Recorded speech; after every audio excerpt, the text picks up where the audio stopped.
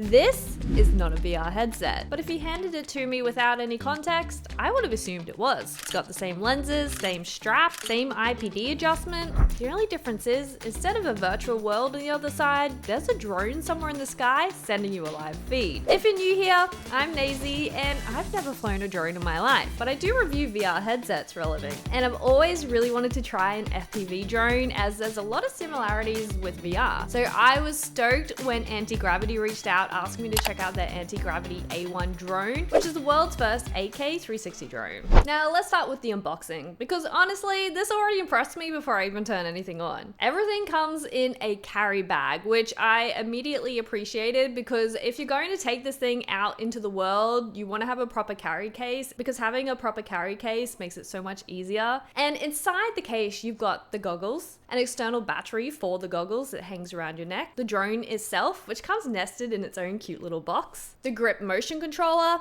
a battery charging dock. When unboxing it, everything just felt really premium, like there's a quality to all of it. There's nothing rattly and it didn't feel cheap. And as a first time drone owner, you kind of want everything to feel premium. So I review VR headsets for a living, which means I've worn a lot of VR headsets. And the Antigravity goggles are pretty much a VR headset. At 340 grams, it's super light. Lighter than most VR headsets I've worn, and it's equipped with a 2.5K 1-inch micro OLED display inside, which for a VR person is pretty decent. The lenses look the same as a VR headset, and the strap feels the same as well.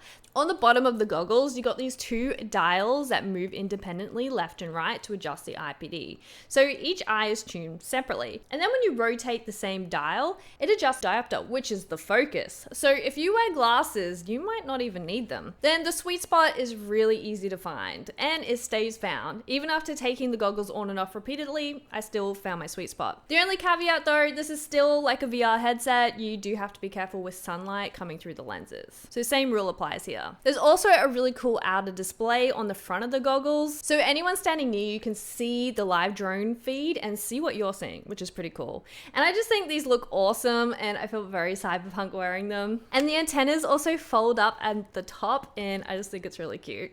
The whole thing just looks great. The grip motion controller felt immediately natural. It fits in your hand just like a gaming controller, and there are buttons for recording, flight modes, emergency brake, a return to home button, and a physical slider for takeoff and landing. And if you've ever felt a gaming controller, this is just going to feel second nature. It also comes with a charging dock that I absolutely love. There's no fumbling around with individual cables for each battery, and I just appreciate that level of design. And then there's Marvin. Yes, I named my drone. He's very cute and I'm very attached to him already. When he's ready to fly, you can just pull out his little propellers, and he also has a little feet for landing and taking off. Setup is pretty straightforward. The batteries arrive in a hibernation mode, so you just plug them in before first use and they'll wake up, and you download the Antigravity app to your phone, make sure to do all the firmware updates, and then you're basically ready. The goggles run off an external battery on a neck lanyard, so it removes weight from the headset. And when you put the goggles on, you're immediately looking at a live HUD with the drone's camera feed. And it's kind of trippy, because if it's faced the right way, you're looking at yourself. My favorite feature though, there's a built-in flight simulator, so you can practice flying before you ever risk the actual drone. So I highly recommend doing all the tutorials and the flight simulator mode, because it's actually pretty fun. It's like a video game. But one important thing worth doing before any flight with your drone is check your local drone laws. The app does have built-in flight protection map, which helps, but make sure you spend 10 minutes just looking at your local laws. But what I did, I went to a friend's farm for my first flight, because it has big open space, no crowds, no building, which is exactly what you want for a beginner drone flyer. I also stood in cow poo within like the first 5 minutes, but that's not the drone's fault. Also worth noting, the A1 weighs just 249 grams, which means it's under the threshold for a lot of drone registration in most countries, including Australia. So you most likely can just get out and fly. Now, to power everything on the drone, you just power on the drone first, then the goggles, then the controller, then you wait for it to do a self-check to finish. It automatically returns to home if it gets lost or if it's low on battery, which is really handy. And I was really nervous before my first flight, because this is pretty decent equipment and I didn't want to send it into the dam on my first go, but I was actually surprised. It was really easy to fly, and movement works by aiming the controller in the direction you want to go and holding down the trigger.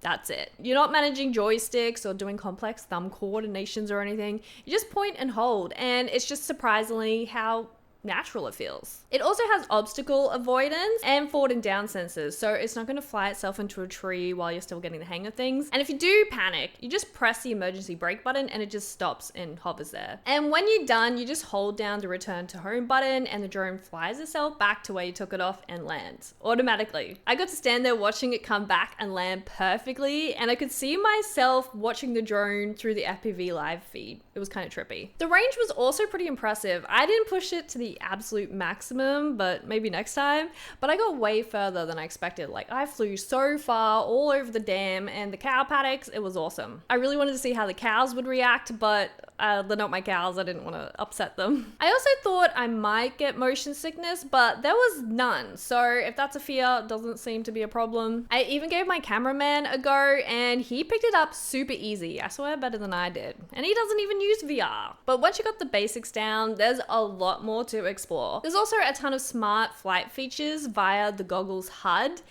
Things like Deep Track lets you select a subject and the drone will just follow and film it automatically. You can also use the Sky Genie pass to set it to like do an orbit or fly over certain objects. So I was able to just look at myself, draw a square around myself from the drone. I mostly use the free motion mode, which is the most interesting thing about this drone for someone coming from VR, because normally in FPV drones, wherever you look is where the drone goes and they're kind of locked together. Whereas this free motion mode breaks that link. You can look left and look behind you and do a full 360 with your head while the drone just keeps flying forward. So your view and the drone's direction are completely independent. And for anyone who's used room scale VR, it's basically the same idea. So I don't know, it just felt so natural. And battery life was really solid. The standard battery gives you about 24 minutes of flight time. And I was out there for about 2 hours and only really went through 2 drone batteries. And the goggles and controller were still sitting around 85% when I called it a day. And I love the charging dock because it means turnaround time between swapping out batteries is super quick. And the hub can also act as a power bank if you want as well. And all footage saves to a micro SD card in the drone, or there is onboard storage. I'm not sure how much though. Now this is where things get interesting, especially if you've never thought about 360 video before. This is a 360-degree drone,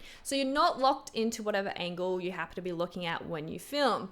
So once you pull all the footage into the Antigravity editing software, you can see the full spherical image and adjust the window. So essentially reframing what shot you want to see in post-production. You can also set keyframes so the perspective shifts over time. So if you want it looking straight, then right, then you can do all these cool flip things. There's a lot you can do in the editing. Or you can just say use the POV direction you were looking at through the goggles while flying. There's also like speed effects and other tools in there that I'm still exploring, like a cool thing where it makes it all like a world. And I'm just scratching the surface of what's possible with this footage, and we're already really excited about it. There's a whole world there around creative flying and post-production, and I really want to practice it more and get good at it and see what fun stuff I can come up with. But I came into this as someone who has never flown a drone before, and honestly I was a bit nervous about it. Like, what if it was just terrible? But now that I've tried it, I think I'm completely hooked. The thing that's won me over isn't that it's just good hardware, even though it is that everything about it was designed with the user in mind. Like the familiar goggle design, the intuitive controller,